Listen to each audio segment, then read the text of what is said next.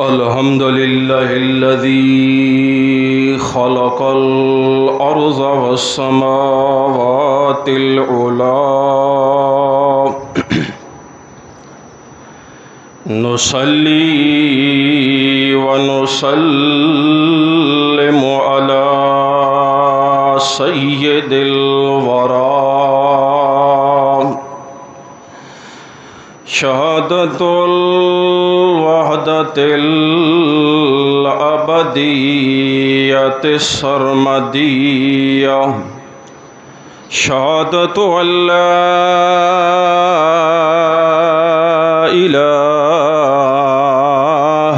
إلا الله وحده لا شريك له ولا فريق له ولا مشير له نشهد أن لا إله إلا الله وحده أحدا وحدا وترا صمدا أبديا وحده منفردا متوحدا متجبرا بالكمال ونشهد أن سيدنا وإمامنا ورسولنا وعظيمنا وكريمنا محمدا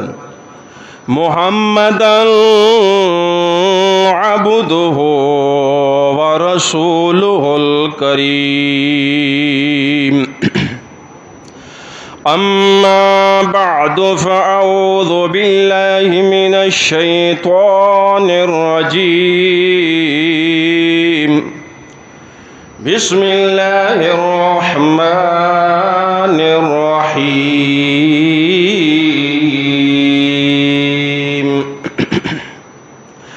أولئك على هدى من ربهم وأولئك هم المفلحون سبحان ربك رب العزة عما يصفون وسلام على المرسلين والحمد لله رب العالمين۔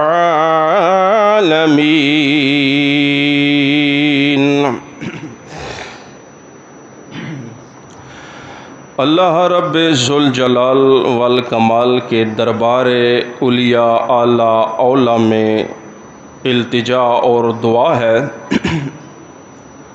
کہ اللہ رب العزت قرآن اور سنت رسول اللہ صلی اللہ علیہ وآلہ وسلم سے کچھ عرض کرنے کی توفیق عطا فرمائے،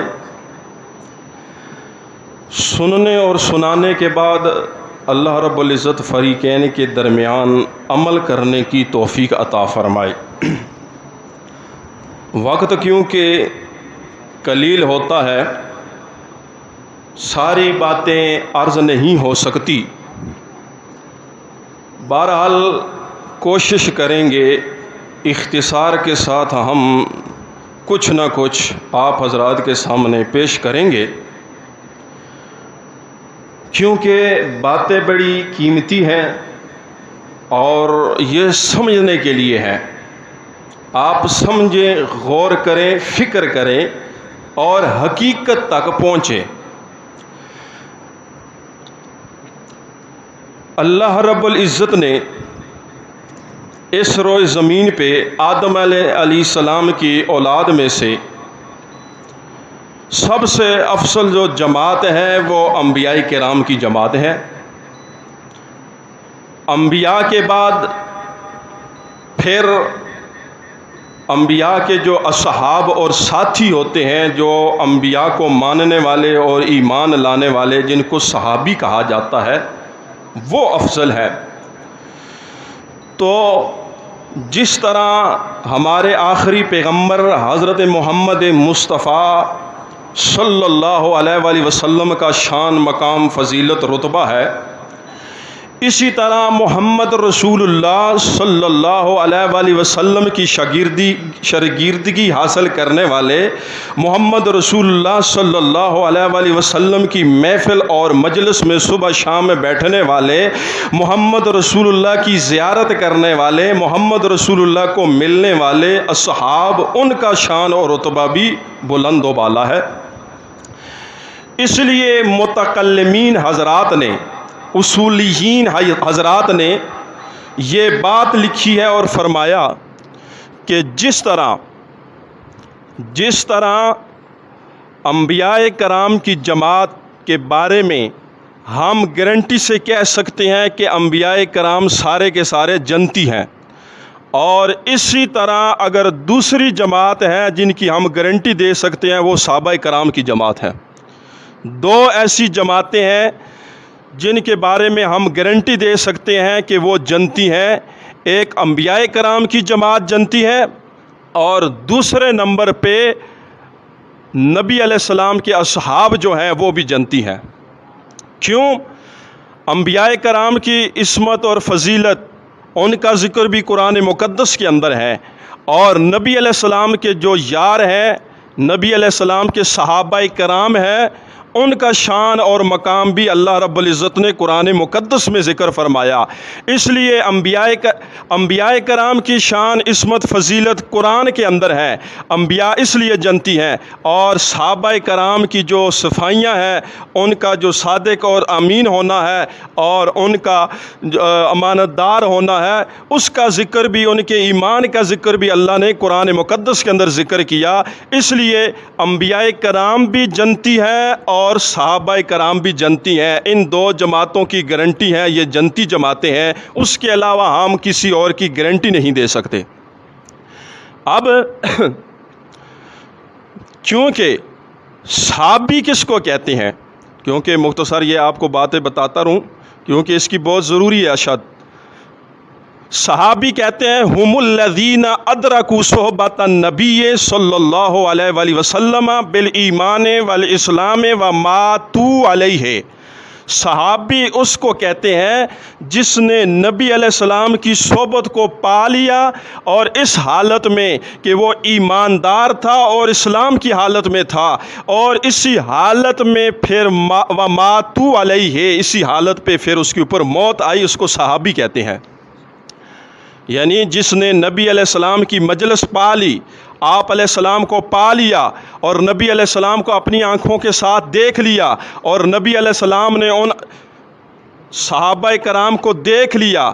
جب دیکھ لیا پھر وہ صحابہ کرام جو تھے وہ ایمان اور اسلام کی حالت میں تھے، محمد رسول اللہ کا کلمہ پڑھنے والے تھے اور اللہ کے رسول کو ماننے والے تھے، پھر اسی ایمان اور اسلام کے اوپر ان کی موت آئی، اس کو صحابی کہتے ہیں۔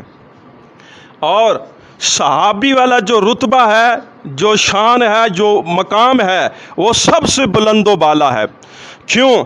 بعد میں ایک بندہ آ جائے، وہ علم حاصل کرے، جتنا پڑھ لیں، جتنی کتابیں پڑھ لیں، لیکن وہ صحابی نہیں کہلا سکتا، بلکہ وہ عالم، فقیہ، مفتی، مفسر، محقق، محدث تو کہلا سکتا ہے، لیکن صحابی نہیں بن سکتا۔ کیونکہ صحابی کے لیے اتنا ہی کافی ہے کہ اس کو میرے نبی صلی اللہ علیہ وآلہ وسلم کی صحبت مل گئی اور میرے نبی صلی اللہ علیہ وآلہ وسلم کو دیکھ لیا، یہ والی نسبت ہی اس کے لیے کافی ہے۔ اگر بعد میں کوئی بندہ زیادہ نمازیں پڑھتا ہے، نوافل ادا کرتا ہے، اسی طرح حج کرتا ہے، روزے رکھتا ہے، توبہ استغفار، ورد وظیفہ پڑھتا ہے، لیکن وہ بھی صحابی نہیں بن سکتا۔ ہاں، وہ ولی اللہ تو بن سکتا ہے، صحابی نہیں بن سکتا۔ صحابی کے لیے یہی نسبت کافی ہے کہ اس نے نبی علیہ السلام کو دیکھا اور نبی علیہ السلام نے اس کو دیکھا، لیکن شرط ہے ایمان کی، ایمان کی حالت میں کلمہ پڑھتے ہوئے۔ کیوں؟ ایمان بڑی قیمتی چیز ہے، ایمان بڑی افضل چیز ہے۔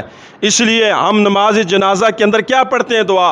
اللہم من احییتہ منا فاحیہ علی الاسلام، اے اللہ ہم میں سے اگر کسی کو تو زندہ رکھ تو اسلام کی حالت میں زندہ رکھ، ومن توفیتہ منا فتوفہ علی الایمان، اور اگر ہمیں موت دینے لگے تو ہمارا خاتمہ ایمان پہ کر، کیونکہ ایمان بڑی قیمتی چیز ہے، اس لیے صحابی ہونے کے لیے بھی ایمان ضروری ہے، ورنہ ابو جہل بھی تو نبی علیہ السلام کو دیکھتا تھا، ابو لہب بھی محمد رسول اللہ کی زیارت کیا کرتا تھا، لیکن دل کے اندر ایمان نہیں تھا۔ ایمان ہر جگہ چلے گا، کیوں؟ ایمان ہوگا تو پھر آپ اعمال صالحہ کریں گے، وہ بھی اللہ کے دربار میں قبول ہو جائیں گے۔ اگر ایمان ہے آپ کے دل کے اندر، شرک اور کفر نہیں ہے، تو آپ نے رستے سے پتھر اٹھا دیا، اس کا اجر اور نیکیاں بھی آپ کو ملیں گی۔ اگر کسی کو پانی پلا دیا، اس کا اجر اور ثواب بھی آپ کو ملے گا۔ اگر یتیم کے سر پہ آپ نے ہاتھ رکھ دیا، اس کا اجر اور ثواب بھی آپ کو ملے گا، کیونکہ ایمان بڑی قیمتی چیز ہے۔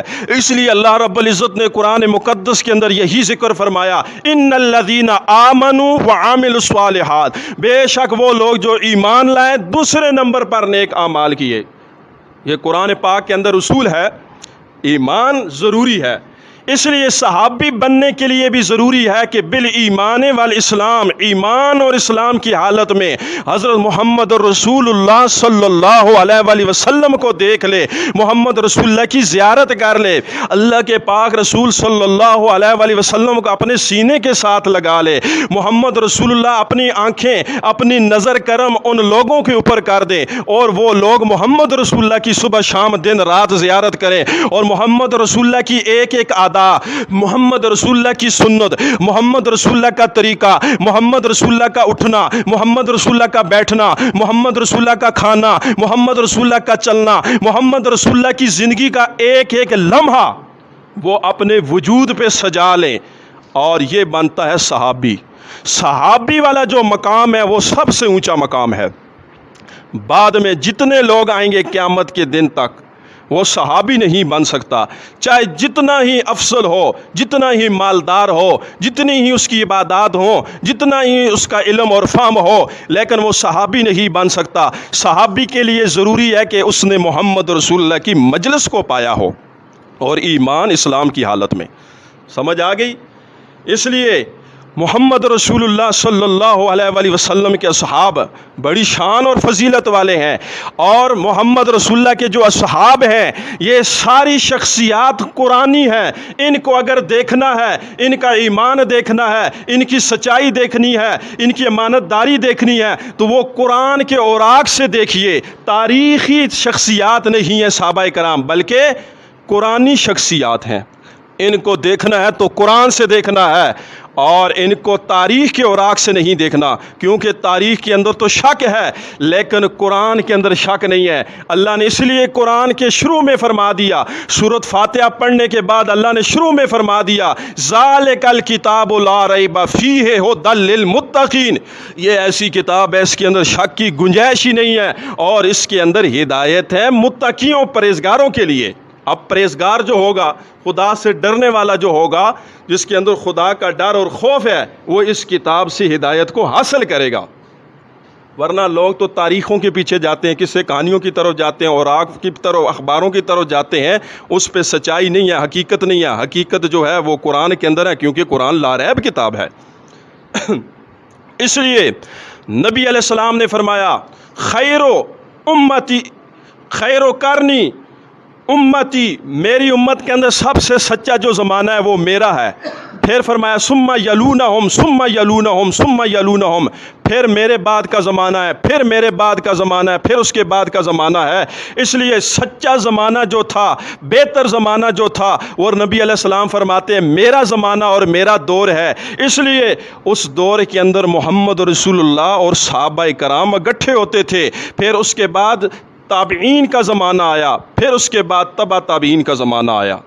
اس لیے سب سے سچا زمانہ جو ہے وہ نبی علیہ السلام کا، اور جس دور کے اندر صحابہ کرام موجود تھے، اور صحابہ کرام جن کے بارے میں اللہ نے بھی گارنٹی دی ہے، اللہ نے بھی صفائیاں دی ہیں، اللہ نے بھی ان کا رتبہ اور شان بیان کیا ہے، اور صاحب قرآن محمد رسول اللہ صلی اللہ علیہ وآلہ وسلم نے بھی اپنی سچی اور سچی زبان کے ساتھ ارشاد فرمایا۔ اللہ کے رسول نے کیا فرمایا؟ اللہ اللہ اصحابی، اللہ کے رسول صلی اللہ علیہ وسلم نے فرمایا اللہ اللہ فی اصحابی، او لوگو اللہ سے ڈرو، اللہ کا خوف کرو میرے صحابہ کے بارے میں، لا تتخذوہم غرضا من بعدی، میرے جانے کے بعد ان کے اوپر آپ نے تان و تشنیع نہیں کرنی، ان کو برا بلا نہیں کہنا۔ کیوں؟ اس لیے نہیں کہنا کہ کیوں، من احبہم فبحبی احبہم، جو بندہ ان سے محبت کرتا ہے میرے یاروں سے، یہ اس لیے محبت کرتا ہے میری وجہ سے کرتا ہے، کہ وہ بندہ مجھ سے محبت کرتا ہے وہ میری وجہ سے میرے یاروں صحابہ کرام سے محبت کرتا ہے۔ پھر اللہ کے پاک رسول نے فرمایا وَمَنْ أَبْغَضَهُمْ فَبِبُغْضِي أَبْغَضَهُمْ، اور جو بندہ ان سے بغض کرتا ہے، بغض رکھتا ہے، وہ مجھ سے بغض رکھتا ہے، اصل میں مجھ سے بغض کرتے ہوئے اس وجہ سے میرے یاروں کے ساتھ بھی وہ بغض رکھتا ہے۔ یہ تو نبی علیہ السلام نے فرمایا۔ پھر اسی طرح اللہ کے پاک رسول صلی اللہ علیہ وسلم نے ایک اور جگہ پہ فرمایا، کیا فرمایا؟ اللہ کے رسول کہتے ہیں لا تسبوا اصحابی، او لوگو میرے صحابہ کو برا بلا نہ کہنا، ان کو گالیاں نہ دینا۔ کیوں؟ فوالذی نفسی بیدہ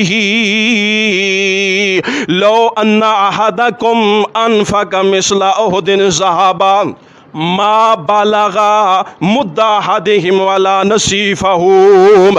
اللہ کے پاک رسول صلی اللہ علیہ وسلم اپنی سچی اور سچی زبان کے ساتھ ارشاد فرما رہے ہیں، قرآن کی بات بھی جھوٹی نہیں ہو سکتی، اور صاحب قرآن محمد رسول اللہ کی بات اور حدیث بھی جھوٹی نہیں ہو سکتی۔ جو محمد رسول اللہ کو ماننے والا ہے، جو قرآن کو ماننے والا ہے، تو پھر وہ ان دو زبانوں کی، دو باتوں کا انکار نہیں کر سکتا، نہ قرآن کی بات کا انکار کر سکتا ہے اور نہ صاحب قرآن محمد رسول اللہ کی بات کا انکار کر سکتا ہے۔ لیکن جس کے دل کے اندر خدا کا خوف ہو اور دل کے اندر ایمان ہو، ایمان ہوگا تو اس وجہ سے پھر وہ نبی علیہ السلام کی بات کی بھی تردید نہیں کرے گا اور اللہ کی کتاب کی بھی تردید نہیں کرے گا۔ کیوں؟ قرآن بھی جو فرماتا ہے سچ فرماتا ہے، اور صاحب قرآن محمد رسول اللہ بھی فرماتے ہیں تو سچ فرماتے ہیں۔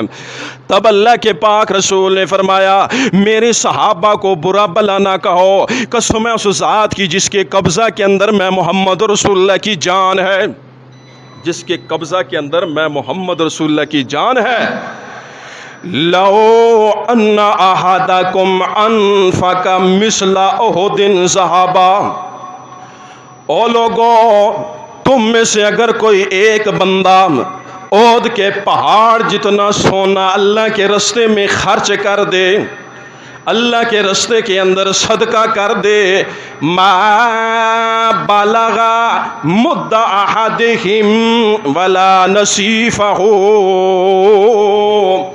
وہ میرے صحابی کے ایک پاؤں، ایک مٹھ، ایک مد جو ہے وہ اللہ کے رستے میں دیے اس کا مقابلہ نہیں کر سکتا۔ یعنی عام بندہ احد پہاڑ جتنا سونا اللہ کے رستے کے اندر خرچ کرے، اور دوسری طرف محمد رسول اللہ کا صحابی ایک پاؤں اللہ کے رستے میں خرچ کرے، لیکن جو صحابی نے اللہ کے رستے میں ایک پاؤں خرچ کیا اس کا مقابلہ نہیں کر سکتا، کیونکہ محمد رسول اللہ صلی اللہ علیہ وآلہ وسلم نے اپنے یاروں اور اپنے صحاب کی شان اور فضیلت کے بارے میں خود اپنی سچی زبان سے فرما دیا۔ اسی طرح اللہ کریم فرماتے ہیں قرآن مقدس کے اندر وَمَن يُشَاقِقِ الرَّسُولَ مِن بَعْدِ مَا تَبَيَّنَ لَهُ الْهُدَىٰ وَيَتَّبِعْ غَيْرَ سَبِيلِ الْمُؤْمِنِينَ مَا تَوَلَّى مَا نُوَلِّهِ مَا تَوَلَّى وَنُصْلِهِ جَهَنَّمَ وَسَاءَتْ مَصِيرًا۔ سورۃ النساء کے اندر اللہ کریم فرماتے ہیں جو بندہ جس کے پاس ہدایت آ گئی، محمد رسول اللہ کی شریعت آ گئی، محمد رسول اللہ کا طریقہ آ گیا، محمد رسول اللہ کی ادا آ گئی، محمد رسول اللہ کی سنتیں آ گئی، پھر ان طریقوں اور محمد رسول اللہ کی شریعت اور ہدایت کو چھوڑ کر من یشاقق الرسول محمد رسول اللہ کی مخالفت کرتا ہے، وَيَتَّبِعْ غَيْرَ سَبِيلِ الْمُؤْمِنِينَ اور مومنین کے رستے کو چھوڑ کر اوروں کا رستہ اختیار کرتا ہے۔ اب یہاں پہ مومنین سے کون مراد ہے؟ مفسرین نے لکھا یہاں سے صحابہ کرام مراد ہے، یعنی محمد رسول اللہ کا طریقہ چھوڑ دے، محمد رسول اللہ کی مخالفت کرے، اور اسی طرح مومنین صحابہ کرام کے رستے کو بھی چھوڑ دے۔ اللہ کریم فرماتے ہیں ہم اس کو پھیر دیتے ہیں جس طرح وہ خود پھرنا چاہتا ہے۔ پھر دوسرے نمبر پہ اللہ فرماتے ہیں وَنُصْلِهِ جہنم، ہم اس کو جہنم میں ڈال دیں گے۔ کیوں؟ وَسَاءَتْ مَصِيرًا، جہنم جو ہے وہ سب سے برا ٹھکانہ ہے۔ یعنی محمد رسول اللہ کی راہ سے ہٹ جائے، محمد رسول اللہ کی مخالفت کرے، اور وَيَتَّبِعْ غَيْرَ سَبِيلِ الْمُؤْمِنِينَ مومنین کی رستے سے بھی ہٹ جائے، یعنی صحابہ کرام کے رستے کو چھوڑ کر اور طرف رخ کر لے، اللہ فرماتے ہیں ہم بھی اس کا منہ اسی اور طرف پھیر دیتے ہیں۔ وہ محمد رسول اللہ کی مخالفت کرے گا اور محمد کے اصحاب کی مخالفت کرے گا، تو اس کا ٹھکانہ ہم نے جہنم بنایا اور وہ بہت برا ٹھکانہ ہے۔ اب ایک اور حدیث ہے، اللہ کے پاک رسول نے فرمایا ہر بندہ چاہتا ہے میں جنت میں جانے والا بن جاؤں، مجھے ہدایت مل جائے، میں کامیاب ہو جاؤں۔ چنانچہ اللہ کے پاک رسول فرماتے ہیں تفترق امتی علی 73 ملتا کلہم فی النار۔ اللہ کے پاک رسول فرماتے ہیں بنی اسرائیل کے اندر 72 فرقے تھے۔ کتنے فرقے تھے؟ 72۔ اور میری امت کے اندر 73 فرقے ہوں گے، 73 فرقے ہوں گے، کلہم فی النار، سارے کے سارے جہنم میں جائیں گے، الا ملت واحدہ، مگر ایک ایسی جماعت ہوگی جو جنت میں جائے گی۔ صحابہ کرام نے فرمایا من ہی یا رسول اللہ، وہ ایک جماعت کون سی ہے جو جنت میں جائے گی؟ چنانچہ اللہ کے پاک رسول نے فرمایا ما انا علیہ واصحابی، وہ جنت میں جانے والی ایک جماعت جو ہوگی وہ ہوگی ما انا علیہ، جو بندہ میری سنت اور میرے طریقے کے اوپر چلتا رہا، واصحابی، اور میرے صحابی کے طریقے پہ چلتا رہا۔ یعنی میری امت کے اندر 73 فرقے ہوں گے، 72 جو ہیں وہ جہنم میں جائیں گے، ایک ہی جماعت جنت میں جائے گی۔ صحابہ کرام نے پوچھا وہ کون سی ایک جماعت ہے؟ آمنہ کے لال صلی اللہ علیہ وآلہ وسلم نے اپنی سچی زبان کے ساتھ فرمایا کہ ما انا علیہ، جس طریقے پہ میں محمد رسول اللہ ہوں، یعنی میری سنت اور میرا طریقہ، و اصحابی، اور میرے صحابہ کرام کی جماعت ہے۔ جو بندہ یعنی میرے طریقے اور میرے صحابی کے طریقے پہ چلے گا وہ جنت میں جائے گا۔ آج آپ دیکھ لیں صحابہ کرام کو برا بھلا کہا جاتا ہے، حالانکہ آپ کو بتایا کہ صحابیت والا رتبہ یہ بہت اونچا رتبہ ہے، یہ زیادہ عبادات کرنے سے حاصل نہیں ہوتا، زیادہ علم پڑھنے سے حاصل نہیں ہوتا، زیادہ تقوی اختیار کرنے سے حاصل نہیں ہوتا، بلکہ صحابہ والا رتبہ حاصل ہوتا ہے کہ محمد رسول اللہ کی محفل اور مجلس کو پالیں، اللہ کے پاک رسول صلی اللہ علیہ وسلم کی زیارت کر لیں۔ آپ حضرات کو بات سمجھ آ رہی ہے؟ یہ تو قرآن پاک کی نصوص تھی اور احادیث رسول اللہ تھی۔ اس کے علاوہ میں اشارہ کرتا جاؤں گا، آپ سمجھتے جائیں گے، کیونکہ میرا گلہ تو پہلے ہی بیٹھ گیا ہے، پتہ نہیں کیا وجہ ہے، آپ نے کچھ کیا تو نہیں ہے، حالانکہ میں تو گھنٹہ گھنٹہ بیان کر لیتا ہوں، آج کچھ عجیب سا لگ رہا ہے۔ آپ سبحان اللہ بھی ساتھ ساتھ کہتے رہیں تاکہ آپ کو اجر و ثواب ملتا رہے۔ نبی علیہ السلام نے صحابہ کرام کی شان خود اپنی زبانی بھی فرمائی، قرآن مقدس نے بھی ان کی صفائی دی، جیسا کہ سورۃ الحجرات کے اندر اللہ نے فرمایا وَلَكِنَّ اللَّهَ حَبَّبَ إِلَيْهِمُ الْإِيمَانَ، اللہ نے صحابہ کرام کے لیے ایمان کو محبوب بنا لیا۔ پھر آگے اللہ نے فرمایا وَزَيَّنَهُ فِي قُلُوبِهِمْ، اور ایمان کو ان کے دل کے اندر مزین اور خوبصورت کر دیا۔ مفسرین نے یہاں لکھا یعنی کھبا دیا، ایمان کو اندر چمٹا دیا، ان کے لیے ایمان کو محبوب اور پسند کر لیا، پھر اس ایمان کو ان کے دل کے اندر فٹ کر دیا، خوبصورت کر دیا۔ پھر دوسرے نمبر پہ اللہ کریم فرماتے ہیں وَكَرَّهَ إِلَيْكُمُ الْكُفْرَ وَالْفُسُوقَ وَالْعِصْيَانَ، اللہ کریم نے ان کے دلوں سے کفر، فسق اور نافرمانی کو ناپسند کر لیا، یعنی کفر اور فسق اور نافرمانی ان کے قریب نہیں آنے دی۔ اللہ فریم پھر نتیجہ نکال کے فرماتے ہیں اولئک هم الراشدون، یہی لوگ ہیں ہدایت والے۔ جب کفر نہیں ہے، شرک نہیں ہے اور نافرمانی نہیں ہے، کیونکہ انہوں نے نبی علیہ السلام کی کبھی نافرمانی نہیں کی، بلکہ ہر موڑ پہ محمد رسول اللہ کے ساتھ کھڑے رہے ہیں۔ ان کے اندر دنیا کی کوئی لالچ نہیں تھی، غربت تھی، کھانے کے لیے کچھ نہیں تھا، اپنا مال، اولاد، وطن، چمن، امن سب کچھ محمد رسول اللہ کے اشارے پہ قربان کر دیا۔ اور روز اول جنہوں نے قربانیاں دی ہیں غزوہ بدر اور غزوہ احد کے میدان میں، وہ غزوات جن کے اندر خود ساری کائنات کی رحمت للعالمین بھی موجود تھے، خود نبی علیہ السلام موجود تھے اور صحابہ کرام بھی تھے، جن غزوات کے اندر صحابہ کرام شہید ہوئے اور انہوں نے اپنی خون اور جان کا نذرانہ دیا۔ پھر ان صحابہ کرام کو دیکھیے، پھر اس میں محمد رسول اللہ کے چچا ہے حضرت امیر حمزہ رضی اللہ تعالی عنہ، جو غزوہ احد پہ شہید ہوتے ہیں، ان کو بڑی بے دردی کے ساتھ شہید کیا جاتا ہے۔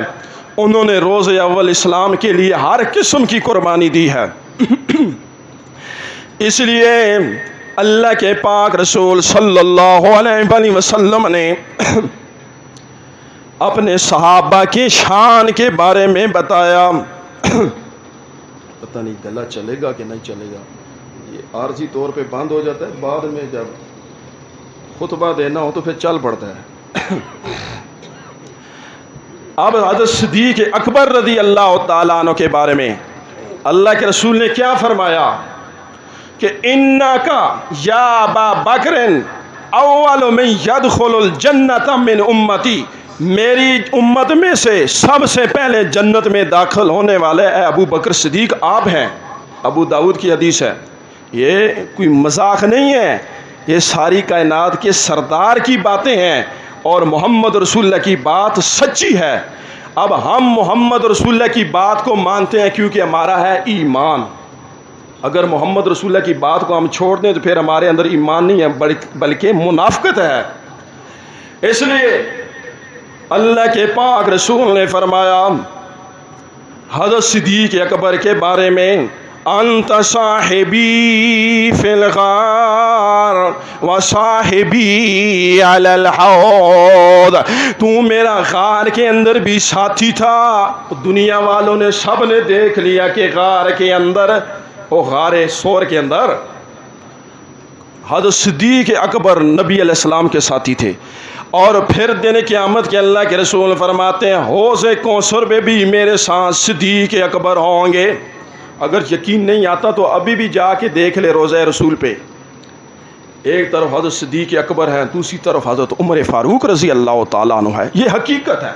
اب حقیقت کو کیوں خواہ مخواہ چھپائے؟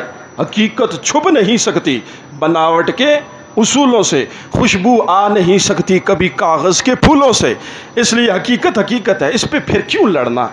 بس چھوڑ دو، وہ تو عظیم شخصیات ہیں، ان کا ادب ضروری ہے، جس طرح ہم اپنے ہر چاچے مامے بڑے کا ادب احترام کرتے ہیں، اس لیے ان ہستیوں کے بارے میں بھی یہی ہے کہ آپ خاموش ہوں، ان کا ادب احترام کریں، وہ تو جنتی شخصیات ہیں۔ اللہ کے رسول نے فرمایا عشرہ مبشرہ صحابہ کے لیے کہ 10 صحابہ وہ جنتی ہیں۔ پھر اللہ کے رسول نے فرمایا صلح حدیبیہ کے مقام پہ جب اللہ کے رسول نے حضرت عثمان غنی رضی اللہ تعالیٰ عنہ کی خبر پہنچی کہ حضرت عثمان غنی رضی اللہ تعالیٰ عنہ کو شہید کر دیا گیا، حدیبیہ کے مقام پہ نبی علیہ السلام نے بیعت لی ہے، تقریباً 1500 صحابہ کرام تھے۔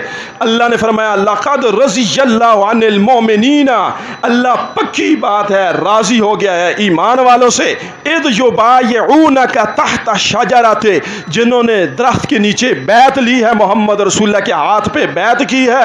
اللہ فرماتے ہیں فعلم ما فی قلوبہم، اللہ نے ان کے دلوں کو جھانک کر دیکھ بھی لیا، پھر اللہ نے ان کے اوپر اپنا سکینہ نازل کیا، پھر اللہ نے انہیں فتح یابی دی، کامیابی دی۔ اب یہاں جو صحابہ کرام ہیں، مسلم شریف کے اندر حدیث اللہ کے رسول نے فرمایا لا يدخل النار انشاء اللہ اصحاب الشجرۃ احد من الذین بایعوا تحتها۔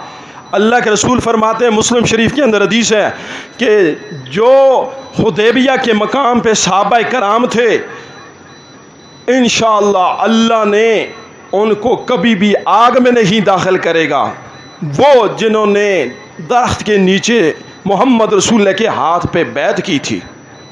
اب یہ تو محمد رسول اللہ نے فرمایا، اور اسی طرح غزوہ بدر کے جو صحابہ ہیں ان کے بارے میں بھی، وہ غزوہ جس کے اندر محمد رسول اللہ ساری کائنات کی رحمت موجود تھی، ان صحابہ کے بارے میں فرمایا، اللہ فرماتے ہیں کہ ان اللہ قد اطلع علی اہل بدر، اللہ نے اہل بدر کو جھانک کے دیکھا تو اللہ فرماتے ہیں اعملوا ما شئتم، تم جو چاہے کرو، قد غفرت لکم، تمہارے گناہوں کو میں نے معاف کر دیا ہے۔ اب غزوہ بدر پہ کتنے صحابہ تھے؟ 313 صحابہ تھے۔ پھر حجۃ الوداع پہ آخری خطبہ جب نبی علیہ السلام نے دیا، تقریباً اس وقت 1,44,000 کے تقریباً اتنے صحابہ کرام تھے۔ آپ علیہ السلام نے وہاں خطبہ ارشاد فرمایا، ہر صحابی کا شان اور مقام ہے، اور اسی طرح نبی علیہ السلام نے عشرہ مبشرہ کے علاوہ حضرت عمر رضی اللہ تعالیٰ عنہ کے بارے میں فرمایا لو کان بعدی نبی لکان عمر، اگر میرے بعد کوئی پیغمبر ہوتا تو وہ حضرت عمر ہوتے۔ کیوں؟ نبوت بہت اونچا مرتبہ اور رتبہ ہے، اگر میرے بعد نبوت ملتی تو حضرت عمر کو ملتی۔ یہ نبی علیہ السلام نے جھوٹ بولا ہے، نعوذ باللہ۔ اب ایمان والا تو نبی کی ہر بات پہ یقین کرتا ہے، وہ آنکھیں بند کر کے تسلیم کرتا ہے، اور اللہ نے بھی قرآن کے اندر یہی زور لگایا میرے رسول کی اطاعت کرو، میرے رسول کی اطاعت کرو۔ بلکہ اللہ نے انبیاء کو فرمایا عالم ارواح پہ کہ میرا آخری پیغمبر جب آ جائے تمہارے اندر تو اس کے ساتھ ایمان لانا ہے اور اس کی مدد کرنی ہے۔ اب انبیاء تو سارے دنیا سے چلے گئے، اللہ کے رسول فرماتے ہیں لو کان موسیٰ حیاً، اگر موسیٰ علیہ السلام زندہ ہوتے تو وہ بھی میری شریعت کو فالو کرتے، میری اتباع کرتے، اور دن قیامت کے حضرت عیسیٰ علیہ السلام آئیں گے، وہ اپنی شریعت کو پیچھے کر دیں گے، محمد رسول اللہ کے امتی بن جائیں گے۔ اس لیے محمد رسول اللہ کی اتباع اور اطاعت ضروری اور فرض ہے، اور ہر حالت میں ضروری ہے۔ آپ دیکھ لیں معراج والی رات اللہ کے پاک رسول جب 1,24,000 کمو پیش انبیاء کرام کو جمع کیا گیا، اس وقت محمد رسول اللہ بھی موجود تھے۔ اس وقت کوئی پیغمبر آگے نہیں آیا، نماز پڑھانے کے لیے محمد رسول اللہ کو آگے کھڑا کیا گیا، اس لیے آپ کا لقب پڑ گیا امام الانبیاء۔ جہاں محمد رسول اللہ کی بات آ جائے تو پھر وہاں محمد رسول اللہ کی اطاعت کرنا ہمارے لیے فرض اور ضروری ہے۔ اگر ہماری جان جاتی ہے تو چلی جائے۔ صحابہ کرام نے تو اس لیے اپنی اولاد، مال، وطن، چمن، امن سب قربان کر دیا، لیکن محمد رسول اللہ کی اتباع کو نہیں چھوڑا، محمد رسول اللہ کے حکم کو نہیں چھوڑا، محمد رسول اللہ کی بات کو انہوں نے ہر وقت ہر لمحہ قبول کیا۔ تب ہی تو جب محمد رسول اللہ کی ہر بات کو قبول کیا تو ان کے لیے اللہ فرماتے ہیں اولئک هم المفلحون، یہی لوگ ہیں کامیاب ہونے والے۔ ان کے لیے اللہ نے فرمایا اولئک هم الفائزون، یہی لوگ ہیں کامیابی حاصل کرنے والے۔ اولئک هم الراشدون، یہی لوگ ہیں ہدایت پالے۔ پھر اللہ نے فرمایا اولئک هم الصادقون، یہی لوگ ہیں سچے۔ اولئک هم المؤمنون حقا، یہی لوگ ہیں سچے، یہی سچے اور پکے مومن ہیں۔ کیوں؟ ان کو میری محمد رسول اللہ کی صحبت مل گئی، میری محمد رسول اللہ کی نظر کرم ان کے اوپر پڑتی رہی، اور یہ اپنی آنکھوں کو محمد رسول اللہ کو دیکھ کے ٹھنڈی کرتے رہے، کیونکہ محمد رسول اللہ کا وجود خود رحمت ہے، تو نبی علیہ السلام کو دیکھنا تو اپنے لیے رحمت حاصل کرنا ہے۔ اس لیے اگر کوئی محمد رسول اللہ صلی اللہ علیہ وآلہ وسلم کے صحابی کے خلاف بولے، اس طرح سمجھ لے صحابی کا تو مرتبہ اتنا اونچا ہے، اتنا بلند و بالا ہے کہ بعد کا کوئی انسان نہیں پہنچ سکتا۔ اس طرح سمجھ لے جس طرح آسمان پہ تارے بلندی تک ہیں، اگر ایک بندہ تاروں کو تھوکنا شروع کر دے، وہ تھوک تو واپس اپنے منہ پہ آئے گا، تاروں کے اوپر تھوک نہیں جا سکتا۔ اسی طرح محمد رسول اللہ کے صحابی کی شان اور فضیلت کے اندر کوئی فرق نہیں آ سکتا۔ اس لیے نبی علیہ السلام نے حضرت عثمان غنی رضی اللہ تعالیٰ عنہ کو فرمایا، کیونکہ حضرت عثمان غنی رضی اللہ تعالیٰ عنہ محمد رسول اللہ صلی اللہ علیہ وآلہ وسلم کے داماد ہیں۔ محمد رسول اللہ نے اپنی 2 بیٹیاں حضرت عثمان غنی کو نکاح میں دی ہیں۔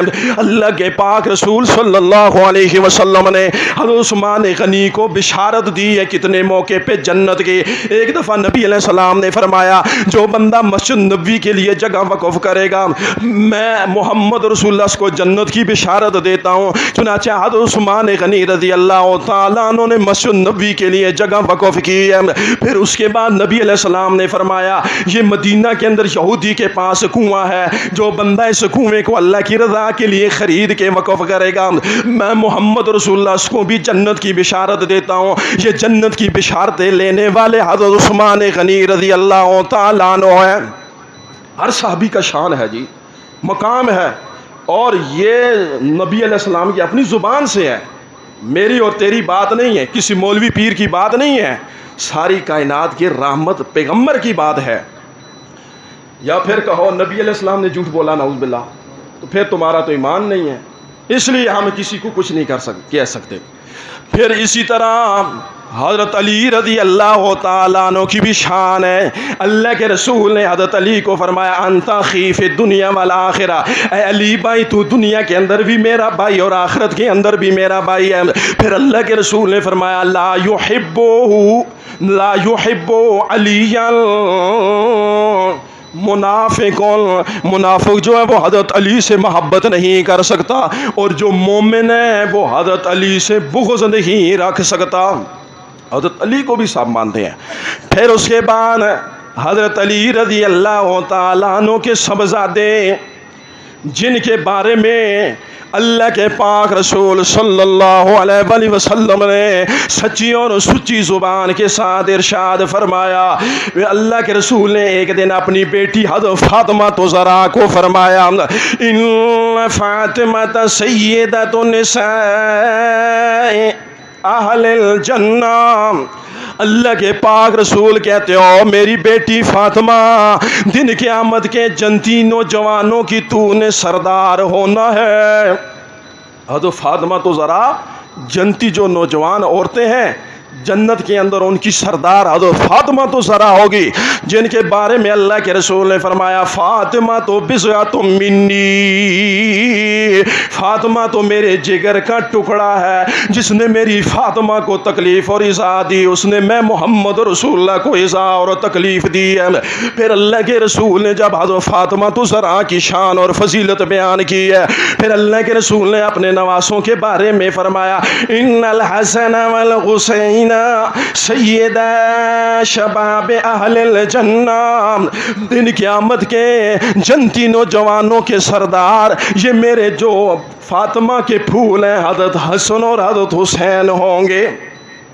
یہ نبی علیہ السلام نے فرمایا. اور ترمذی شریف کے اندر اللہ کے پاک رسول نے فرمایا یہ حضرت ابو بکر صدیق حضرت عمر رضی اللہ تعالیٰ عنہ کے بارے میں فرمایا.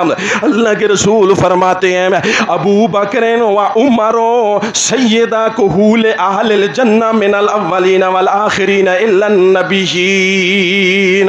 دن قیامت کے جو بڑی عمر والے بزرگ لوگ ہیں ان بڑی عمر کے بزرگ لوگوں کے لیے سردار حضرت عمر اور حضرت ابو بکر صدیق ہوں گے جنت کے اندر.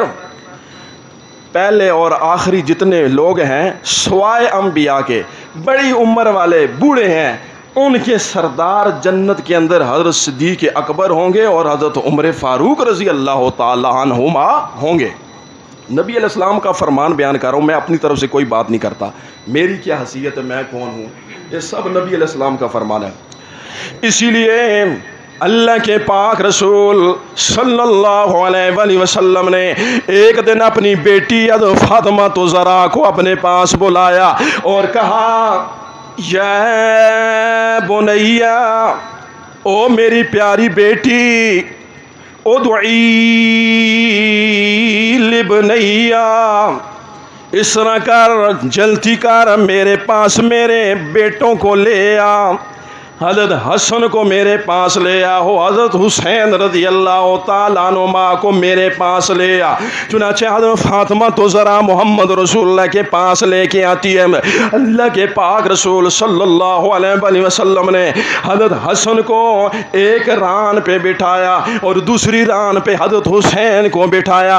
اللہ کے رسول فرماتے ہیں فَيَشُمُّهُمَا وَيَزُمُّهُمَا إِلَيْهِ. اللہ کے پاک رسول نے اپنے ان سبزادوں کو اپنے سینے کے ساتھ لگایا. اپنے سینے کے ساتھ لگانے کے بعد اللہ کے پاک رسول صلی اللہ علیہ وسلم ان کے سر اور ان کی زلفوں کے اوپر ہاتھ پھیر رہے ہیں. وَشَشُمُّهُمَا وَيَشُمُّهُمَا اور ان کے سروں پہ ہاتھ پھیر کے خوشبو سونگھ رہے ہیں ان سے خوشبو لے رہی ہیں کیونکہ اللہ کے پاک رسول نے فرمایا ان الحسن والحسین ہما ریحانتا من الدنیا. بے شک اللہ کریم نے دنیا کے اندر مجھے 2 پھول عطا کیے ہیں. او دنیا والوں تمہیں خوشبو کی ضرورت پڑ جائے تم اعلیٰ قسم کی خوشبو استعمال کرتے ہو. تم باغ کی طرف چلے جاتے ہو تاکہ باغوں میں جائیں اور خوشبو سونگھ لیں پھولوں کی خوشبو حاصل کر لیں. یا اس طرح تم مہنگا اور قیمتی قسم کا عطر اور خوشبو استعمال کرتے ہو. اللہ کریم نے مجھے فاطمہ تو زہرا کا باغ گھر میں دیا ہے اور یہ میرے 2 پھول ہیں اس لیے فَيَشُمُّهُمَا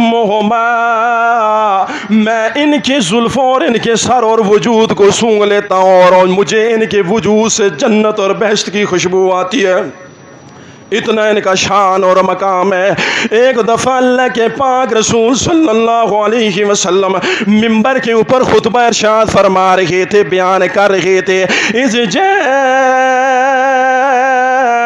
الحسن والحسین،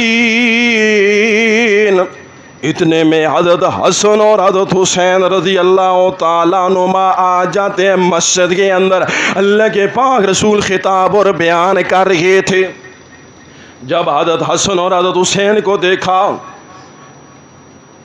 ان کے اوپر جو قمیصیں تھیں احمران سرخ قسم کی قمیصیں تھیں اور وہ بڑی لمبی تھی۔ جب وہ دو بچے چلتے تھے تو پاؤں کے اندر قمیض آتی تو وہ گھر جاتے تھے، کیونکہ حضرت فاطمہ تو زہرا نے اس لیے بھیجا کہ جاؤ نانا کا خطبہ سنو اور مسجد نبوی کے اندر چلے جاؤ۔ یہ کیونکہ اس وقت کی مائیں تھیں کہ وہ اپنے چھوٹے چھوٹے بچوں کو مسجد کے اندر بھیجا کرتی تھی، لیکن آج کل مائیں اس سے بالکل غافل ہو چکی ہیں۔ روحانی طور پہ اپنی اولاد کو انہوں نے خود قتل کر دیا ہے۔ یہ روحانی طور پہ دین، تربیت، تعلیم، اس چیز پہ انہوں نے بالکل ختم کر دیا ہے۔ تو پھر اولاد جب بگڑ جاتی ہے تو پھر والدین کے لیے بڑا مسئلہ ہوتا ہے۔ والدین یہ کہتے ہیں ہماری عزت تھی، اس نے ہماری عزت خاک میں ملا دی، ہمارے دل کے اندر سکون ہی نہیں ہے، اولاد نافرمان ہے۔ وہ وجہ یہ ہے کہ تم نے نبی کی تعلیم اور تربیت، اور جہاں سے تعلیم اور تربیت حاصل کرنے کے مراکز اور مساجد تھیں آپ نے ان کو دور کر دیا، تو پھر جہالت تو آئے گی۔ اس لیے حضرت حسن اور حضرت حسین رضی اللہ تعالیٰ عنہما جس وقت مسجد کے اندر آتے ہیں، اللہ کے پاک رسول نے دور سے دیکھا کہ میرے لخت جگر، میرے شہزادے دونوں گر رہے ہیں۔ اللہ کے پاک رسول سے صبر نہیں ہوا۔ اللہ کے رسول فرماتے ہیں فلم اصبر، مجھ سے صبر نہیں ہو سکا، کیونکہ صدق اللہ، اللہ نے سچ فرمایا، انما اموالکم و اولادکم فتنہ، تمہارے لیے اولاد اور مال جو ہے وہ آزمائش ہے، فتنہ ہے۔ کیا مطلب؟ یعنی میں تمہیں دین کی باتیں بیان کر رہا تھا تمہارے سامنے، میں تمہیں دین بتا رہا تھا، لیکن دل میرے نے برداشت نہیں کیا، کیونکہ یہ بھی ہمارے لیے آزمائش ہے کہ اولاد گر رہی ہے۔ میں محمد رسول اللہ نے اپنا خطاب چھوڑ دیا، جلدی جلدی جا کے حسن اور حضرت حسین کو اپنے سینے سے لگا لیا، کیونکہ دل برداشت نہیں کیا۔ اولاد اور مال جو ہے یہ آزمائش ہے کہ دین سے پھر میں خطاب اپنا روک کے چھوڑ دیا اور میں نے ان کو سینے سے لگا لیا۔ یہ تو ان کی شان اور فضیلت تھی۔ ایک دفعہ اللہ کے پاک رسول صلی اللہ علیہ وسلم میں بیٹھے ہوئے تھے اور حضرت حسن اور حضرت حسین رضی اللہ تعالیٰ عنہما کو بھی اپنی گود کے اندر بٹھایا تھا۔ اللہ کے پاک رسول دعا مانگ رہے تھے، اللہم انی احبہما فاحبہما واحب من یحبہما، اے اللہ میں حسن اور حسین سے محبت کرتا ہوں، اے اللہ تو بھی ان سے محبت کر اور تو اس بندے سے بھی محبت کر جو حسن اور حسین سے محبت کرتے ہیں۔ یہ تو محمد رسول اللہ نے اپنی زبانی اپنے شہزادوں کی شان اور مقام بیان کیا۔ اسی طرح اللہ کے پاک رسول صلی اللہ علیہ وآلہ وسلم نے مختلف موقع ہیں، مختلف مقام ہیں جہاں نبی علیہ السلام نے حضرت حسن حضرت حسین رضی اللہ تعالیٰ عنہ کی شان بیان کیا۔ کیونکہ وقت بھی میرا خیال ہے ختم ہو گیا ہے، آپ تو بڑے توجہ اور دھیان کے ساتھ سن رہے ہیں، پھر وقت ہوا تو پھر تفصیلاً ہم واقعہ کربلا بھی بیان کریں گے، ساری بات سامنے آ جائے گی۔ وقت ختم ہو گیا، وآخر دعوانا الحمدللہ رب العالمین۔